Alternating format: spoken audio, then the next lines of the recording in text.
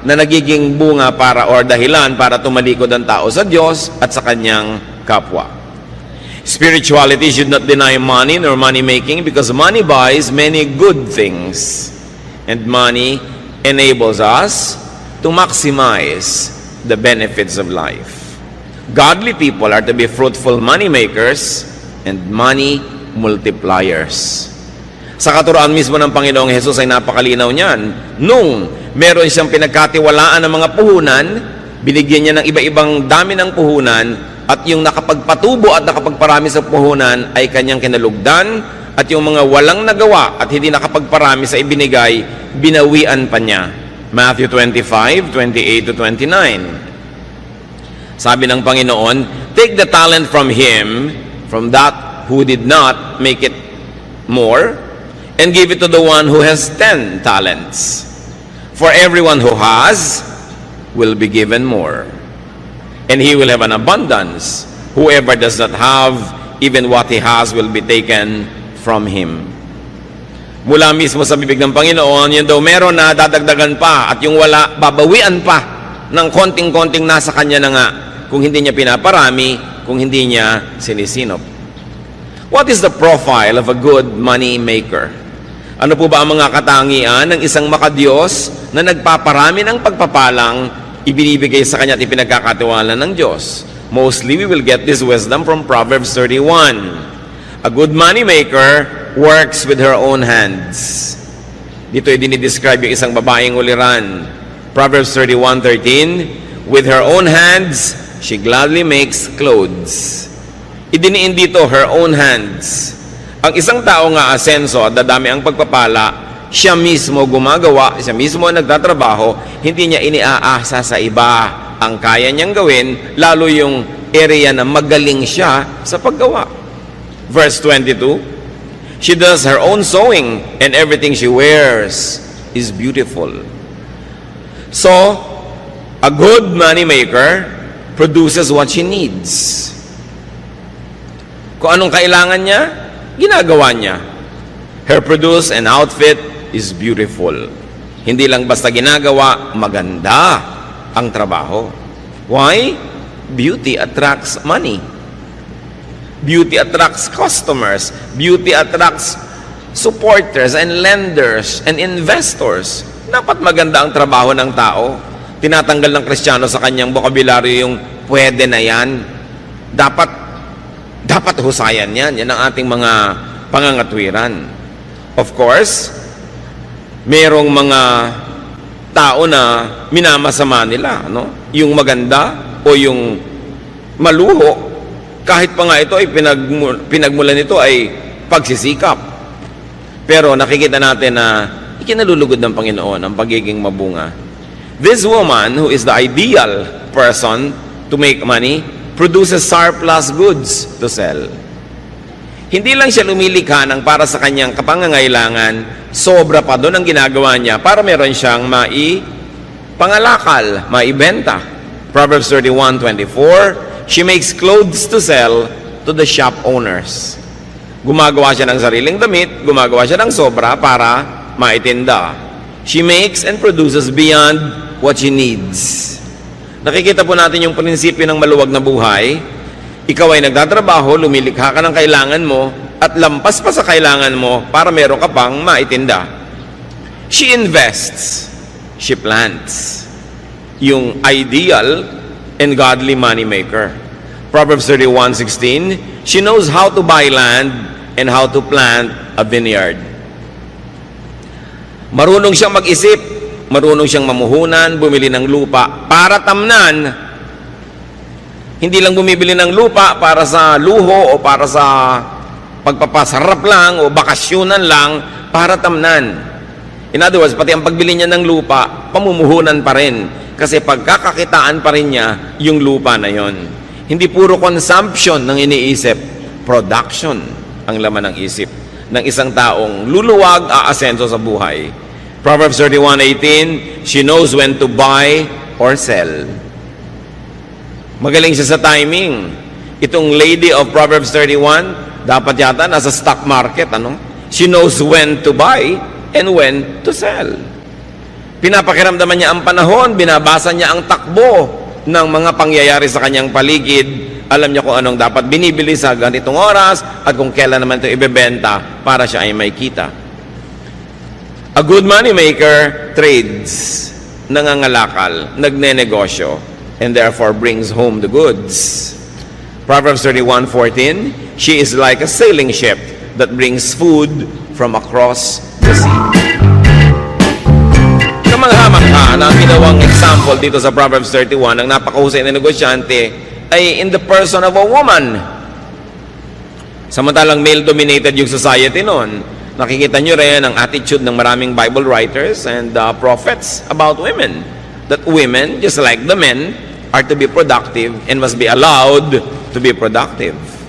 So, pagka inuuwi niya ang mga kung ano-anong mga bagay-bagay na para siya isang barkong na tumawid dagat at nangalakal, syempre ang uwi niya the best. Iba-ibang variety, the best of every land, the best of every culture, na-enjoy niya kasi marunong siyang maghanap buhay. She works hard. Ito ang luluwag sa buhay, marunong magsikap. Proverbs 31:17, and she always works hard. And verse 18, she stays busy until late at night. Verse 27, she is never lazy. Nakita niyo po ang pinagkakaubusan ng panahon ng babaeng ito, pagsisika, pagtatrabaho, kahit gabi na. Nangangalakal siya sa araw, lumalabas ng bahay, nagtitinda, nangungulekta ng kanyang mga tubo, at sa gabi, pagdating niya sa bahay, may ginagawa pa siya. Nananahi, nagsusulse, gumagawa ng mga maititinda, hindi siya tamad. Marami mga tao nagtataka at nagrereklamong mahirap sila, ay ubod naman ng tamad.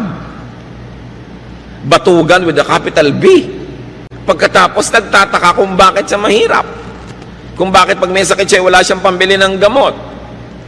Kung bakit pag gusto niya magpakamatay nilason ay hindi niya mabili. Wala naman siyang ginagawa sa buhay niya. Nagtataka pa siya. So nakikita po natin ng ideal person na ito ay merong sobra na production. Hindi yung sa kanya lang, kulang pa. Ang tao habang nabubuhay, liban na lang sobrang tanda na, o sobrang bata pa, o sobrang mahina dahil sa kasakitan, ang tao dapat naghahanap buhay, kinikita ang kinakain niya. Hindi yung wala ka namang kinikita, nag-electric fan ka pa matulog. Hayaan mo nang pawisan ka. Di ba? Yung damit ka ng damit, gasos ng gasos, ang ginagasos sa damit, tubig sa paglalaban ng damit mo, kuryente sa pamamalansya, tapos pakalat-kalat ka lang naman, wala ka namang ginagawa, hindi bali ng lukot ang suot mo. Lumalaki lang ang gasto sa buhay. Ang kinakabit ng mga wax sa buhok ay kutakot-takot, pahingi pa ng hingi ng pang-load, ang gusto pang cellphone, yung may folding bed sa loob, wala namang kita. Puro yabang. Yung mga ganon, ang mga nagugutom, o kaya yung mga ganon, ang sobrang kawawa, ang mga kamag-anak na kumikita dahil nakadagan, nakasipsip, no, ng dugo ng kapwa. Dapat, pinapayagan natin, tinutulungan at pinapalakas ang loob ng mga naghahanap buhay talaga. Paano ginagawa yon? Huwag istorbohin. Merong mga kamag-anak, may kaisa-isang nagtatrabahong anak, may sakit yung isa, yung pang may trabaho ang pa-absent din para mag-alaga. Ito na nga lang ang kumikita, ang daming mga walang ginagawang kamag-anak, yung kumikita pang inaabala. May mga babaeng walang ginawa kundi mag-text sa asawa at pauwi ng pauwi, nagtatrabaho yung asawa. Nananabik lang pala na may mga kasama. No? Libangin mo sa sarili mo, makipag-usap ka sa anino mo, makipag-chess ka sa anino mo, huwag mong istorbohin yung nagtatrabaho. Diba? Huwag lagi na lamang na pagka mayroong kinikita, pitasan ng pitasan at hingan ng hingan. Yan ang dahilan. Kaya marami po sa ating mga kababayan na wala ng gana na magnegosyo, mag-agrikultura, magmumuhunan, maghanap buhay sa dami ng nangingikil, sa dami ng humihingi, tinatamad na tuloy yung iba magtrabaho. Subukan nyo sa mga malalayong kanayunan, magtayo kayo ng negosyo, ang daming sumisingil ng buwis nyo at hindi lang yung gobyerno. Maraming gusto humingi. Subukan mo magbiyahe ng mga gulay, ang daming humaharang sa 100. Pag karnaper ka, walang humaharang. No? So, napakaraming pabigat at pahirap sa mga gustong maghanap buhay. And many of our countrymen get demotivated na maging productive sila sa buhay. Parang sa mga kamag-anak din, nakakatakot umasenso dahil sa dami ng kakapit sa'yo, lulubog na kayong lahat. Napakahirap magpakita ng konting kaluwagan kasi marami agad mangungutang. Ang trabaho tuloy ng iba, kahit meron, daing ng daing. Kunwari, maparaming problema sa takot. Nahingan sila ng mga walang hanap buhay. Balikan natin itong babae na ito, na kinakatawan din ang sino man, lalaki man yon, na marunong maghanap buhay. She is positive. Sabi ng Proverbs 31:25, she is strong and graceful as well as cheerful about the future. Yung cheerful about the future is translated by other versions as she can laugh at the days to come. Magaan siyang kasama, ng palangiti, maganda ang bukas ng mukha, at maganda ang pananaw tungkol sa kinabukasan kasi may naipon. Strength, grace, and cheerfulness are her hallmark. Why? Because she has enough. And not only that, those attributes are also attractive in business. Siyempre, ang gusto mong kadil sa negosyo ay yung masarap, magaan. Hindi yung lagi na lamang parang dinadaganan ng mundo ang problema niya. Ayaw mong nasa paligid ng ganitong tao. Hindi ko alam kung ba't may mga tao ang hilig-hilig dumaing. Samantalang ayaw mo naman siyempre sa taong paladaing, iniiwasan tuloy sila ng mga tao, lalo silang nawawalan. Definitely, this wonderful woman was not a complainer. Hindi siya reklamadora. Proverbs 31:26, her words are sensible and her advice is thoughtful. If you're going to attract income, if you're going to attract business, if you're going to attract good things into your life, you must have good sense, intelligence, and sound advice comes from you. Kasi magandang dagdag yun sa pagkatao.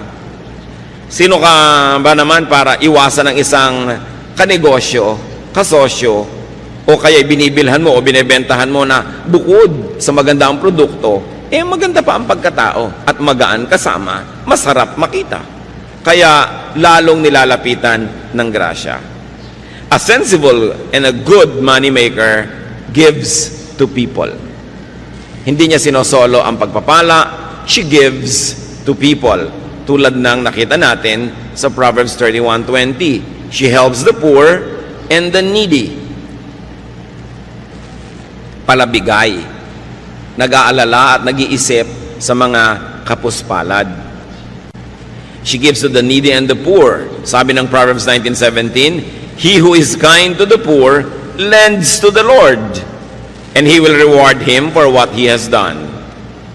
Ang matulungin, maawain sa mga dukha, sa mga maralita at mga nagigipit, ay para daw nagpapautang sa Diyos. Papayagan kaya ng Diyos na may utang siya sa inyo na matagal? Siyempre, babayaran kayo agad ng Diyos at sobra pa, alangan namang siya pang may utang na loob sa inyo. So, pag nagbibigay ka sa mga kapuspalad, daig mo pa ang nagpapautang sa Diyos. Ibabalik niya agad. At kung hindi mo man maramdamang ibinalik, isipin mo na lang, saan mo namang kinuha yung luwag mo doon sa mahirap? Hindi ba sa Diyos din ang galing? Nauna na, baka na-advance. Yung mga iba nagsasabi, ba't gumagawa ako ng mabuti, wala pang ibinabalik ang Diyos? Baka naman na-advance na sa'yo. Naghahantay ka pa ng iba, nauna na palang ibigay sa'yo. Along with hard work, this is the best insurance against poverty. To be a good giver. Kasi ipinapangako naman sa Biblia, lahat ng tanim may ani. Kung hindi man sa exact person na tinulungan mo yung ani, may ani yun sa iba. O kaya kahit wala ka pang anihin, saan mo naman kinuha yung tinanim mo? Again, na-advance na yon. A godly moneymaker is a good giver. You make a lot of money not only for yourself, but so that you will have much to give away. Very, very godly purpose. Also, she gives to or pays the deserving. Lagi tayong nag-iisip to give to the needy. Nakakalimutan natin to give to the deserving, or at least to pay the deserving. And this woman pays her production partners. Hindi lang sa needy. Marunong siyang magbayad sa trabahador. Marunong siyang magbigay ng parte sa kanyang mga investors. Hindi niya sinosolo ang kita. May mga tao na bibigyan ng Diyos ng pagkakataon na kumita, pero sinosolo. Kanila lang nababawian tuloy. Meron naman hindi marunong tumanaw ng utang na loob, hindi malang magsukli doon sa mga tumulong sa kanila, nagbukas sa mga pinto, nagbigay ng pagkakataon o namuhunan, tumatalikod, nababawian. Ang pinakauna natin dapat na inaasikasong bigyan, yung mga kasama natin sa hanap buhay. Kung kayo ay namumuhunan, edi yung mga trabahador nyo, mga tauhan. Deuteronomy 24:15, tungkol sa pagbabayad ng trabaho, pay him his wages each day before sunset, because he is poor, and he is counting on it. Otherwise, he may cry to the Lord against you, and you will be guilty of sin. Pag pinagtrabahuhan na, bayaran na. Lalo at arawan yung manggagawa o lingguhan, huwag nang pinapatagal pa. Nakita nyo ang kawawang si Sisa sa No Limit Tangere? Nagpuyat ng nagpuyat para manahe. Nung kanyang i-deliver, hindi nagbayad ang donya, saka na lang daw, dahil ayaw niyang bumangon mula sa silyon. Samantalang napagtrabahuhan na ng tao. Galit ang Diyos sa mga namumuhunan na hindi nagbabayad agad sa kanyang mga trabahador. James 5:4, look, the wages you failed to pay the workmen who mowed your fields are crying out against you. The cries of the harvesters have reached the ears of the Lord Almighty. Ganoon, ang mga daing ng mga kapuspalad na nagtrabaho na hindi pa binabayaran, nakararating sa langit at sila ibinabawi ng Diyos. Ang mahusay maghanap buhay, mahusay magbayad ng kanyang mga trabahador. Mahusay din siyang magbigay ng parte sa kanyang mga investors. Mahusay siyang magbigay ng produkto sa kanyang mga customer. Lahat nakikinabang pag sa kanya nakikipangalakal. Kaya binabalik-balikan siya, kinakawilihan, lalong yumayaman. Hindi yung mga one-shot deal lang na nang dedenggoy ng kapwa, iniisahan nila yung kapwa, tuwang-tuwa sila, pero wala nang babalik. At siyempre, kakalat yung balita, at kung hindi man, wala bang Diyos na nakatunghay sa lahat ng ating transaksyon? Ang mahusay maghanap buhay, lalo't namumuhunan, lets her workers rest. Pinagpapahingan niya ang kanyang mga manggagawa, hindi lang ito para mga makina. Exodus 20:10, on the seventh day you shall not do any work, nor your manservant or your maidservant. Ito lang ang commandment na talaga namang napaka-thoughtful sa mga manggagawa. Pinagbabawalan yung mga among magtrabaho pagka araw ng pangiling. Bakit? Siguradong pag nagtrabaho sila, madadamay ang mga tauhan nila lahat. Alam nga naman nagpapahinga yung tauhan. Tapos yung boss nagtatrabaho. So pinagbawalan ng mga boss ng trabaho at idiniin at nilinaw. Pati ang inyong mga katulong, mga kasamahan, manggagawa, huwag nyo silang pagagawin. Ibig sabihin, bibigyan sila ng 1 day of rest in 7 days of work. So 6 days of work must be broken by a 7th day of rest. It's a command with the working class in mind. Napakabait ng Diyos. Marami pong mga nilikhang mga Diyos at Diyos-Diyosa ng iba't ibang mga kabihasnan. Makamayaman lang. Puro mga pang-uto at panggigipit sa mahihirap ang katuruan ng relihiyon. Pero itong Diyos na ito na gumawa ng 10 Commandments, mahal niya ang mga manggagawa. Tiniyak niya na kasama sa pinakamataas niyang mga kautusan ang pahinga ng mga manggagawa. So kung may mga masisipag tayong mga money makers, mga kapatid, lalo't kamag-anak nyo ito, kaibigan, huwag dalain. Huwag naman nating dadalain ang palabigay. Kung kayo yung manggagawa, binibigyan kayo ng pahinga, kinabukasan, absent pa. Abuso na yon. Huwag nating aabusuhin yung mapagbigay. Binigyan ka na, sabi nga ng matatanda, na ilubog ang kamao, ilulubog hanggang siko. Aabusuhin ang mapagbigay. Pagsasamantalahan naman ng mabait. Ang nangyayari tuloy, yung mga may mabubuting puso na dadala, tumitigas na rin ang puso. Yung mga iba na kapwa natin mahirap, nagrereklamo, yung daw mayayaman, mga mata pobre. Paano? Defensive na yung iba. Pag sobra silang bait at palangite, wala nang ginawa ang mga tao kundi bumali, o umutang, o humingi, o dumaing. Kaya tuloy kahit mabait, nagtitigas-tigasan ng loob sa takot na mapagsamantalahan ng kapwa. Kung tayo lang sana ay hindi mapangabuso, We will encourage each other to be more open, to be kinder, to be nicer. But people are sometimes obligated to be defensive. Gusto magpahiram sa'yo, pero ilang beses mo nang sinuba. So, paano magpapahiram pang muli? Hinihigpitan tuloy ang kanyang dati ay kaluwagan. A good money maker gives to God. Nagbibigay siya sa kapwa-tao, lalo sa mga kasama sa trabaho, at marunong siya magbigay sa Diyos. Malakay 3:10-12, I am the Lord all-powerful, and I challenge you to put me to the test. Bring the entire 10% into the storehouse, so there will be food in my house.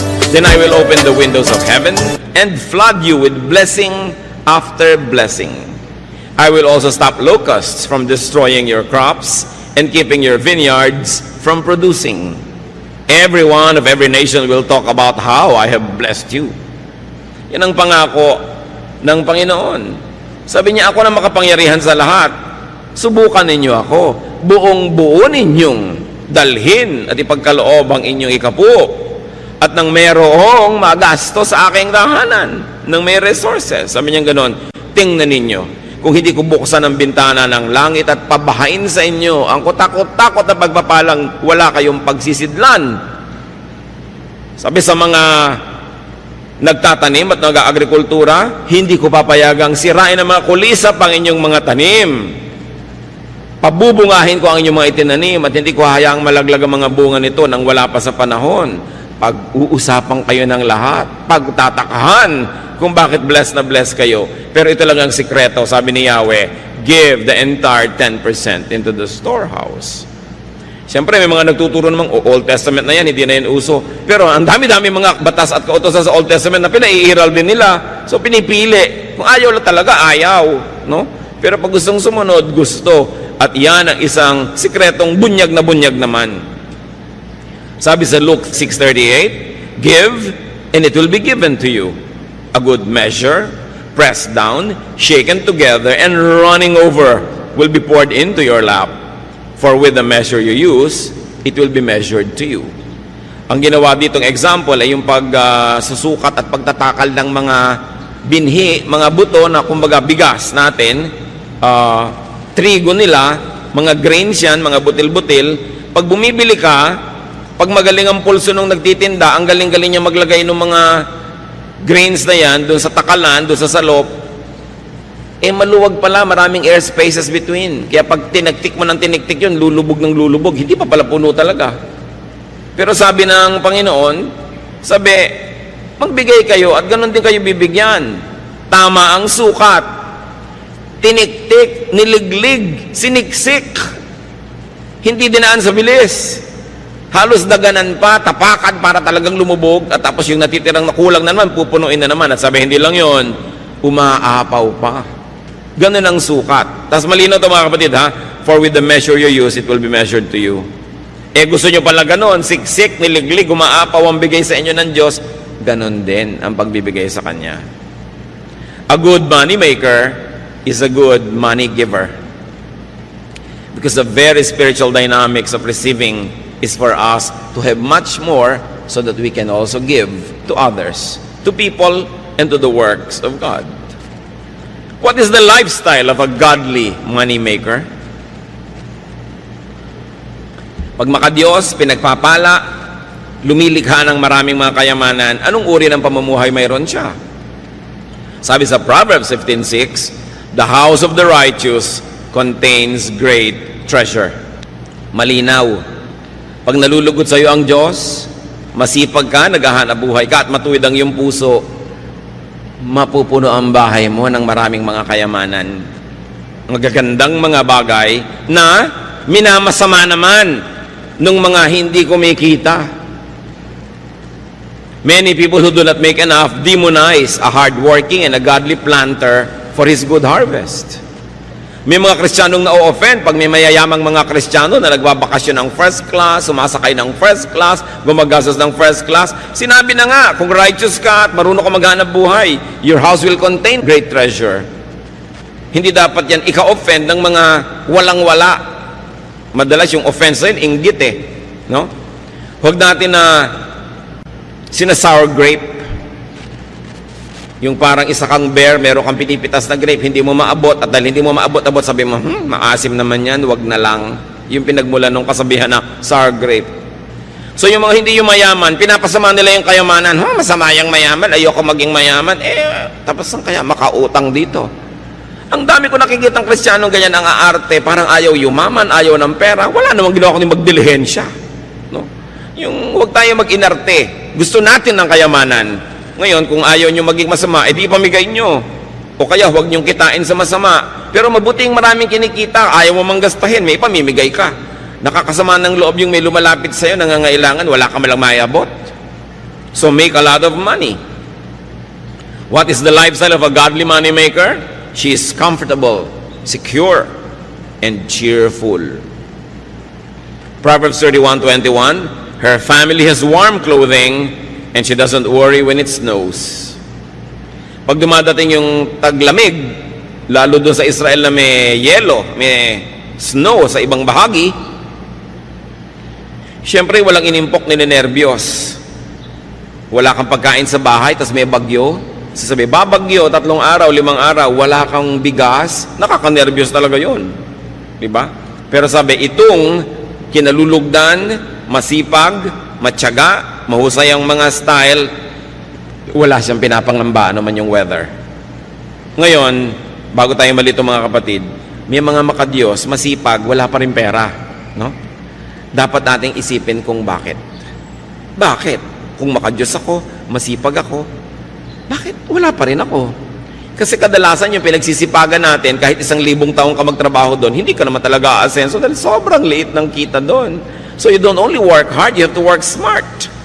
Titingnan mo, ito bang nakalagyan ko na ito na trabaho or profesyon, maahahango ako sa buhay kung masipag ako? Kung wala kayong nakikitang pag-asa, dead end yun, dapat lumipat kayo na ibang magagawa sa buhay, be more creative, create more, kasi maraming Pilipino masipag talaga. Pero yung pinagsisipagan nila parang dead end. Parang wala namang makikita kang asenso dun sa lugar na yun, maliban na lang maging creative sila and reinvent the profession or reinvent their style to make more money. Proverbs 31:25, this godly businesswoman, she is cheerful about the future. Yun yung pinag-usapan natin, she can laugh at the days to come. Sino ba ang pwedeng tumingin sa kinabukasan na may kasamang ngiti? E di yung may ipon, lalo naman yung may ipon na patuloy pa rin kumikita. At ito ang challenge sa ating OFW phenomenon. Maraming kumikita, mababasa nyo sa dyaryo, buwan-buwan, bilyon na dolyar ang pumapasok sa Pilipinas. Pero marami naman sa ating mga OFW, matanggal sa trabaho o umuwi, after 6 months, gutom na naman. Paano marami doon sa pamilya, walang inatupag kundi gumasta. To consume and consume and consume. Remember this Proverbs 31 lady? She buys a piece of land to use it in agriculture. Para may kitain. Hindi yung bibili ka agad ng kotse. Pag may kotse ka, puro gasolina yan. Anong kita mo dyan? Puro gastos. Pag bumili ka agad ng bahay, edi gastos din yon. Lalo't inutang mo pa. Hindi isipin, paano kaya tayo mamumuhunan para tayo kumita, para kung umuwi na si OFW, patuloy pa rin tayo yung kikita. Hindi nakaasa tayo ng nakaasa sa sweldo, agad na agad, hindi pa nga kinikita, nauutang na, dahil walang ginawa ang pamilya kundi mag-consume, consume, consume. We must produce. Lagi ko na lang sinasabi yung proverbial kawali and kalan. Bumili ka lang ng isang kawali at isang kalan na debomba. Bumili ka ng isang piling na saba, lagyan mo ng konting asukal, iprito mo, banana cue. Yung kanina ay 50 pesos mo, magiging 75 o 100 pesos. Eh hindi ang iniisip ni Mrs. yung bumili ng kawaling 500,000 ng isang set. Yung pwede mo nang tirhan sa mahal. No? Kasi yung isang kumare niya, mas maganda rin yung kaldero doon. Wala ka namang mailuto. At napakarami ko nang nakitang ganyang kaldero na biglang nasa sanla pagkatapos. No? Dahil hindi naman masustain. Bibili ka ng ganun, sustainable ba? Kaya mo bang isustain na yan o hindi? Dapat ang iniisip nyo, naku, may pera ako, ano kayong pagkakitaan? Taga Quezon ako, ang daming nyug dito. Sinusunog lang nila yung mga bao-bao, tapos itinatapon. Ba't di ko bilhin yung uling? dalhin sa Lucena o sa Santa Cruz at ibagsak sa mga tindahan doon at maging uling queen ako dito or uling king. Ang dapat nyo laging iniisip mga kapatid, paano kaya tayo magkakapera? No? Hindi yung sino kaya mautangan dito. Baligtad ang mga pinag-iisip ng ano kaya ang mabili? Hindi ano kaya ang ma-produce? Nakita nyo yung babae, nananahipan ng mga bagay-bagay sa kanyang bahay, gumagawa pa ng mga belt, mga buckles, itinitinda. Eh siya na nga yung mayaman.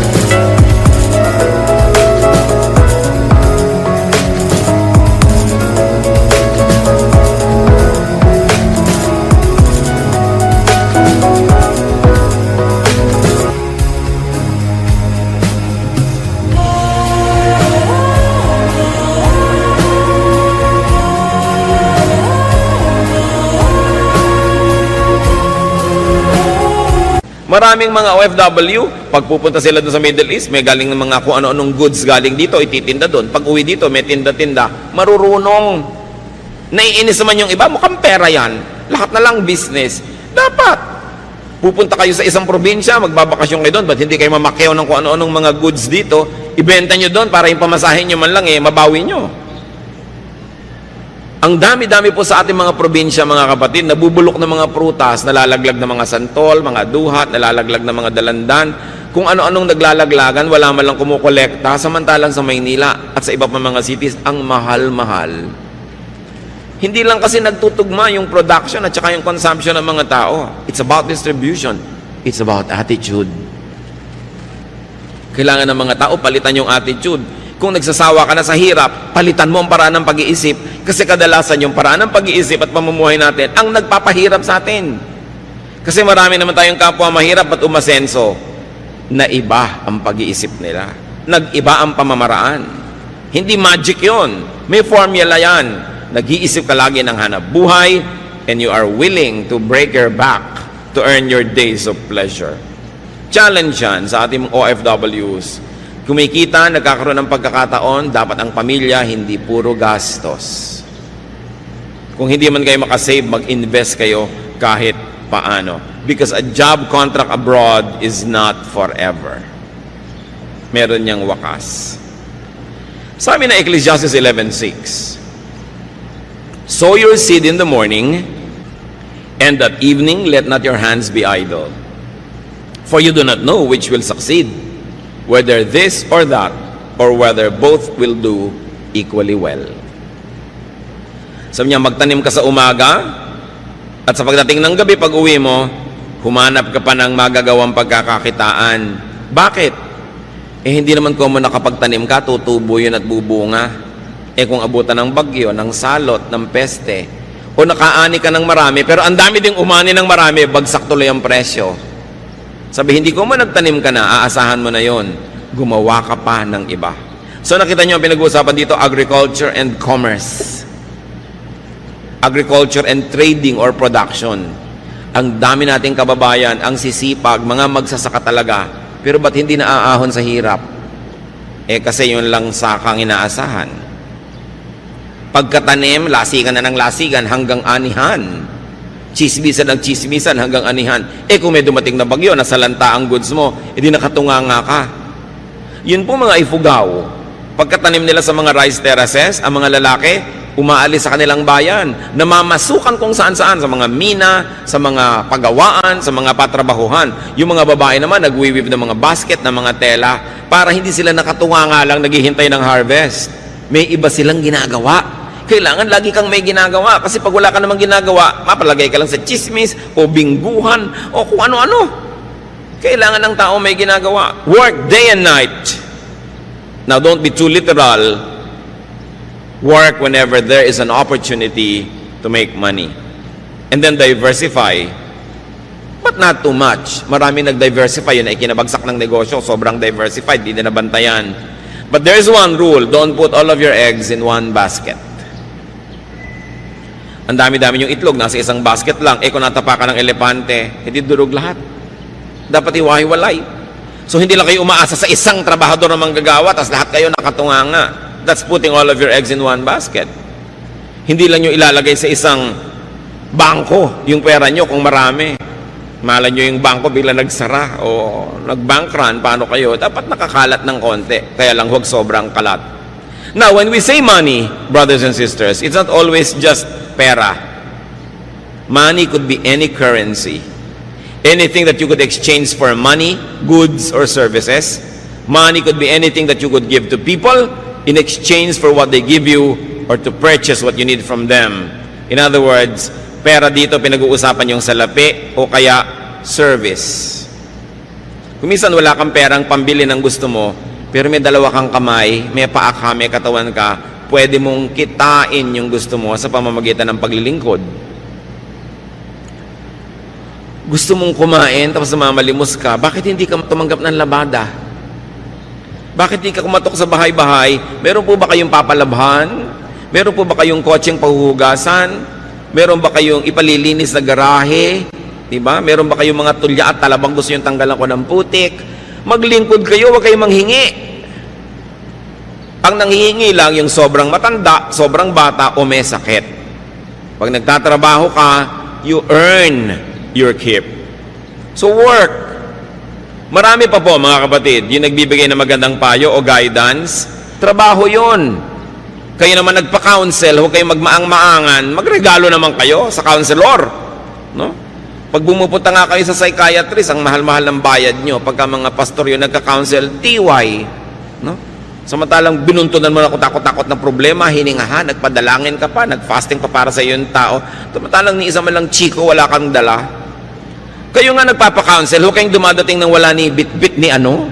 Di ba dahil kuminsan yung counselor nyo, sumasama na rin ang loob dahil iniisip niya, hindi man lang ako naaalala, hindi man lang ako naiisip, parang baliwala ang ginagawa ko. Kailangan thoughtful kayo. Yung mga tao nagbibigay sa inyo ng inspiration, encouragement, even entertainment or companionship, dapat may sukli. So kung halimbawa, wala talaga kayong kapera-pera, meron naman kayong may kayang kamag-anak, sabihin nyo, o ano, gusto mo ba samahan kita sa mga biyahe mo para hindi ka nag-iisa, hindi ka naiinip, may taga-abot sa iyo ng kortal pag masakit ang ulo mo. So, merong kapalit, hindi ka lang hingi ng hingi. Maraming tao po gumagawa sa atin ng mabuti, lagi tayong ipinapanalangin. Currency yun, dapat suklian nyo rin sila. Papray ka ng papray, tas wala ka malang binibigay ni ano. Diba? Pag-pray nyo ko, lahat na lang ng problema mo, itatambak mo, ite-text mo, i-email mo. Tapos wala ka man lang maibigay ni Guyabano. Kailangan marunong ka kasi laging exchange ang buhay. Marami po sa atin nagdarahop kasi hindi tayo marunong magbayad. Kuha lang tayo ng kuha. Ayaw ng Diyos doon eh. Gusto niya laging marunong tayo magpalit. Kaya kuminsan sa atin nagtataka tayo, ano kaya ang dahilan ba't ang hirap ko? Baka kasi lahat din ng taong nadadapuan mo, pinaghihirap mo. Kaya bumabalik sa iyo yan. Hindi ka blessing sa mga tao. Kahit wala kang kapera-pera, may magagawa ka para sa isang tao. Pupunta po ako sa bahay nyo, sa shining ko lahat ng sapatos nyo dahil puro yata mga gasgas na yung mga sapatos nyo. O di may blessing kang nagawa sa tao.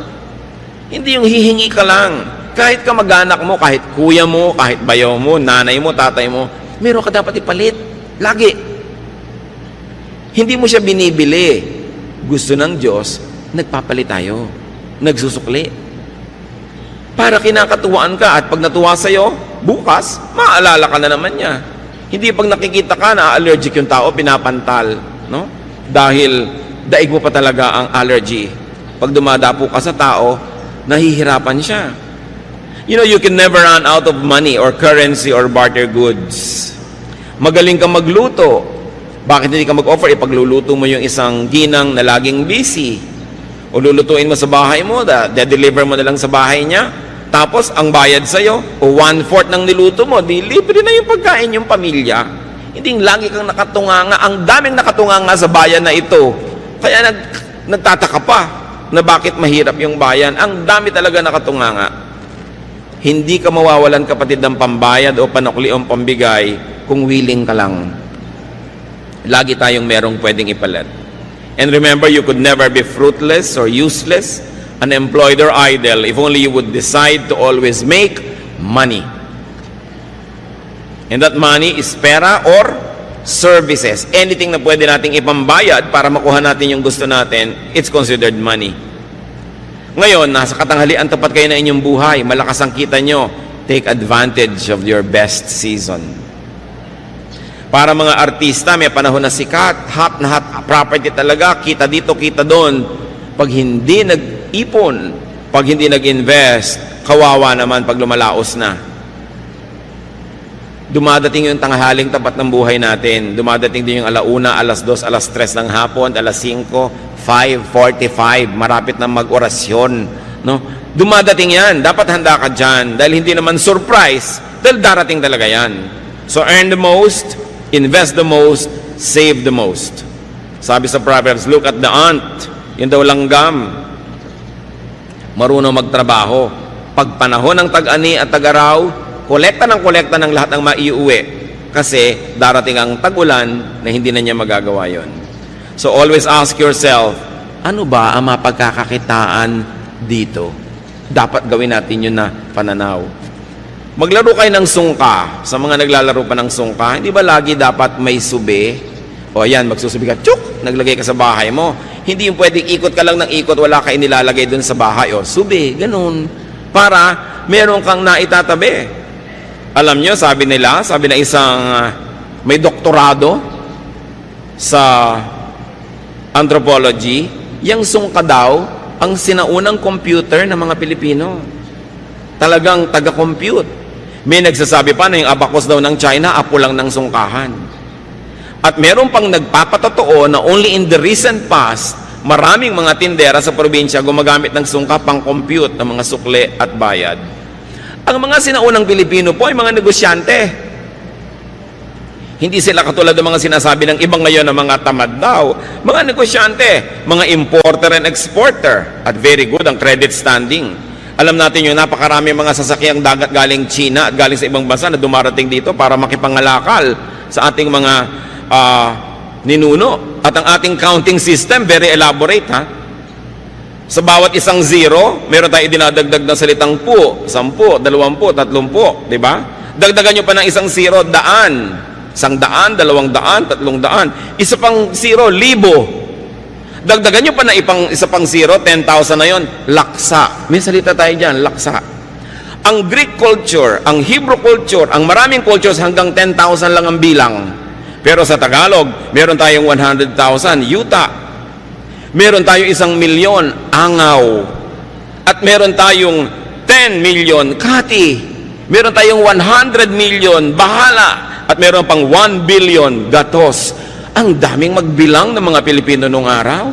Diba? Talagang mahusay magbilang. At sinasabi nila, yung unang pera sa China, kauna-unahan, yung sigay, yung pangsuka natin na shell, dito mga galing lahat. Na napakalaki daw na mga kalakalyang sigay na yan na ine-export natin to China, kaya marunong magbilang yung mga Pilipino, kaya may sungkahan, no?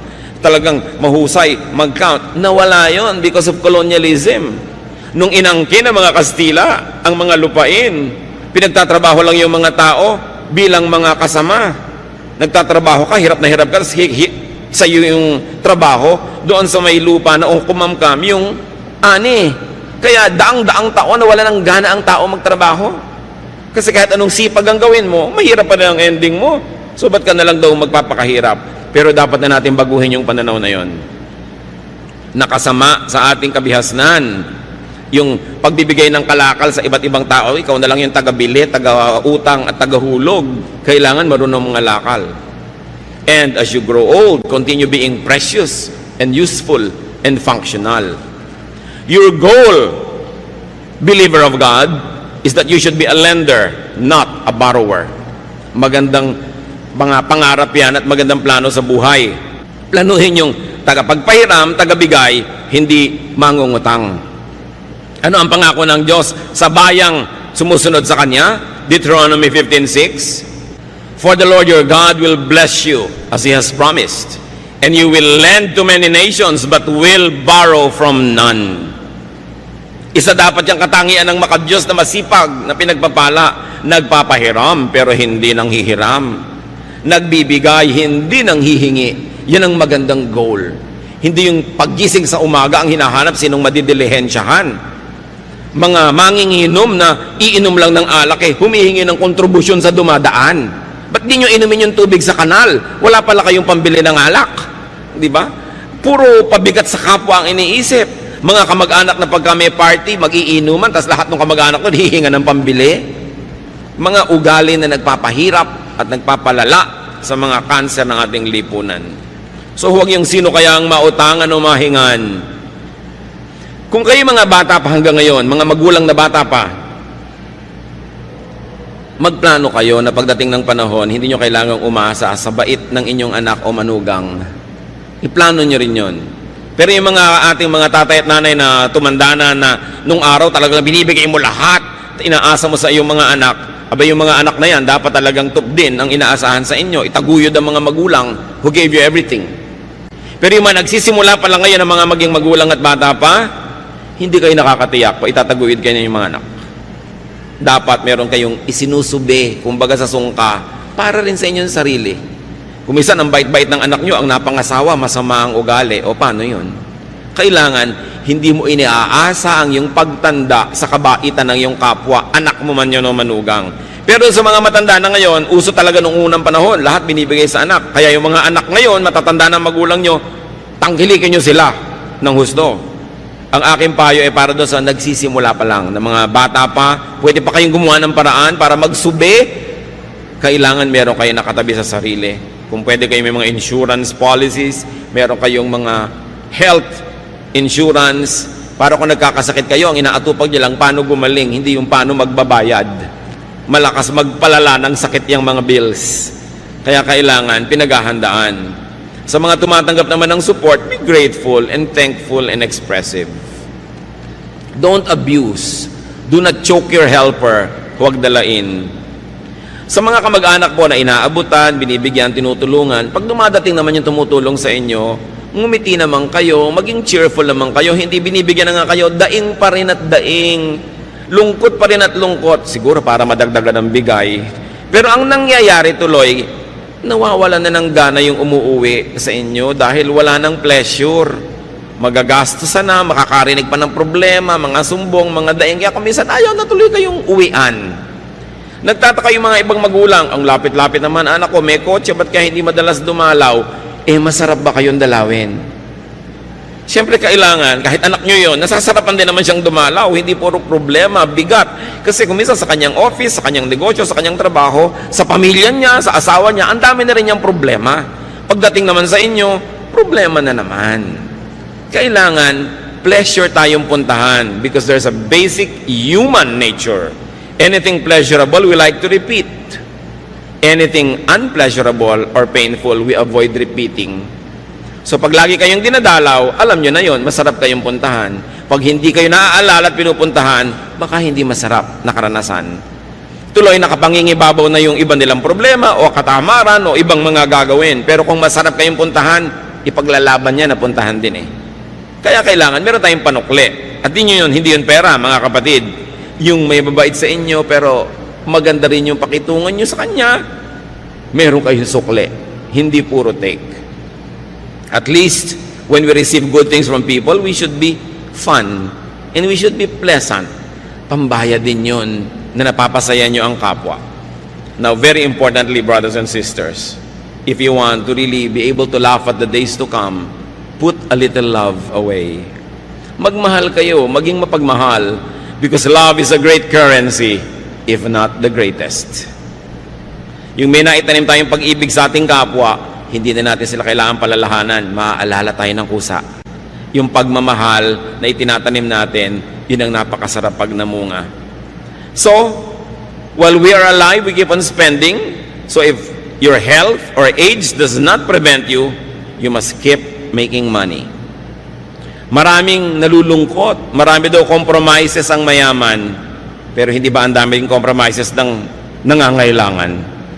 So huwag nating masamain ang pera, huwag nating masamain ang paghahanap buhay, ang pag-iimpok, ang pagpapayaman, basta hindi tayo nilalayo sa Diyos at sa ating kapwa. In fact, nagiging kamay tayo ng Diyos sa palatulong sa kapwa kung sobra-sobra ang mga biyaya sa ating buhay.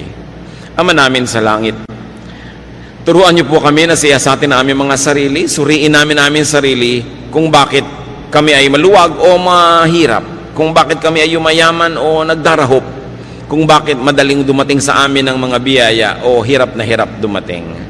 Ituro niyo sa amin, Panginoon, kung may mga gawa kami, ugali, pamamaraan na sumisira sa aming kayamanan, kayamanan, kayamanan, kayamanan, kayamanan, kayamanan.